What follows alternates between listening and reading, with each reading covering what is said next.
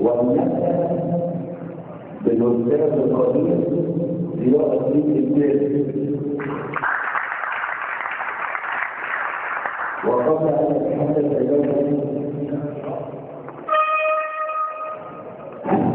وقبل أن نتحدث بالأستاذ ضياء أحب أن أقول أن الأستاذ ضياء ابن أخته رأسا صباح الجو ودفع المتوسط وأتى الحق وسيذهب الآن لحصول العدالة.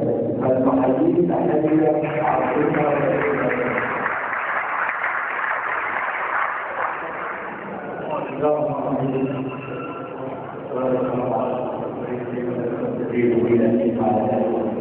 السلام عليكم.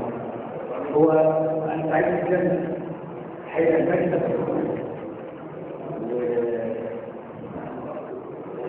لا أليس مع حضرتك دي أمانة يعني كنت أدي حوالين مع إننا مستوى عشان أتعرف على الأطفال اللي يعني شرط إيه هي اللي نقوله في البيت أعضاء شعراء العمل ربيع شعراء ده أشكال جدا وأعتقد لأن كنت حضرتك كل شيء قراءة من الحمد لله كل حاجة لازم نكون فوائد أحكام الصرف ويسمحوا لنا الاستخدام جلال محمد وأهلاته وأتمنى إن شاء الله من محمد كل شكر لله. السلام عليكم.